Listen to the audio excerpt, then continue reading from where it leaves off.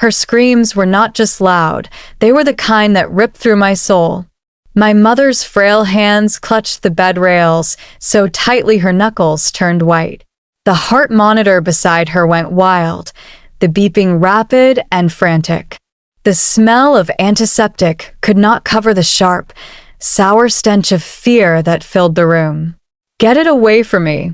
Christine, help me," she cried, her eyes locked on something above my head. But there was nothing there. Or, at least I thought there was nothing. Her face twisted in terror, her body arching violently, then collapsing back into the bed. The screaming stopped. Her eyes, still wide, stared past me into the air. That was when I saw it, and what I saw next made me question everything I thought I knew about God and eternity. Before I continue, I want to thank all of you who have subscribed to this channel. To our new viewers and those returning who are yet to subscribe, I cannot wait for you to hit that subscribe button. Please remember to engage with this story and share your thoughts in the comments. Your words truly matter. My name is Christine, and this is the night my life changed forever. I was 32 years old, living in Wichita, Kansas. I had grown up in church, but somewhere along the way my faith became more of a weekly habit than a living relationship with God. After my father died suddenly when I was 20, I built a wall in my heart. I never said it out loud, but I resented God. On the outside, I looked like a good Christian, Sunday services, polite smiles, and the occasional prayer. But behind closed doors, I lived for myself. My career and comfort came first. My mother and I had a complicated relationship. I visited her out of duty, not love. It was the night of February 14th, 2023, at St. Joseph's Medical Center, when everything began. A Valentine's Day I will never forget because it was the night I watched my mother die screaming. The moment my mother's lifeless eyes locked on nothingness, something inside me broke. My knees buckled, and the room began to tilt. I heard the nurse calling my name, but her voice sounded distant, muffled, as though I was sinking underwater. Then, silence. When I opened my eyes, I was no longer in the hospital room. I stood in a vast darkness that swallowed everything. The air was thick, humid, and carried a foul, metallic stench, like rotting flesh mixed with burning metal. My bare feet touched ground that felt alive, pulsing faintly under me, as though I was standing on something that was breathing. From far away, I heard screams. Not the kind from a horror movie, but the raw, desperate cries of people in agony. The sound grew louder until it seemed to come from all directions, above, below, and beside me. A glow appeared in the distance, not bright, but dim and flickering, like fire struggling to survive. I walked toward it, drawn by something I could not explain. As I got closer, the heat hit me like a wall. Shapes emerged, hundreds, maybe thousands, of human figures writhing in what looked like rivers of fire. Their skin blistered and split, only to heal and burn again. Then I saw them. Creatures I could not have imagined if I tried.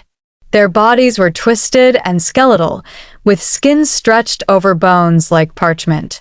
Eyes that glowed a sickly yellow pierced through the darkness. They moved with a slow, deliberate cruelty, dragging people back into the flames whenever they tried to climb out. A sound behind me made my stomach drop, a voice. Christine. It was weak, trembling, familiar. I turned, and my breath caught in my throat. It was my mother. Her hospital gown was torn and stained, her face wet with tears, her hands reaching toward me. "Do not come here," she sobbed. "Please, do not make my mistake." I stepped forward, but a dark figure taller than both of us moved between us. Its presence was so heavy that my knees gave way. I could feel it looking at me, though it had no visible eyes. Then, It spoke my name. The figure's voice was deep, vibrating through the very ground beneath me. You do not belong here. yet, Before I could speak, the heat intensified, the air growing so thick I could barely breathe. My mother's cries faded into the distance, replaced by an awful chorus of wails and gnashing teeth. I felt myself being pulled backward, away from her, away from the flames. Then, in an instant, light exploded into the darkness. It was not like sunlight. It was purer, whiter, and alive. Every shadow fled from it. The unbearable heat dissolved, replaced by a presence so overwhelming I dropped to my knees and wept without understanding why. I knew. Without anyone telling me, I knew. It was Jesus. I could not see his face clearly, but his presence was undeniable.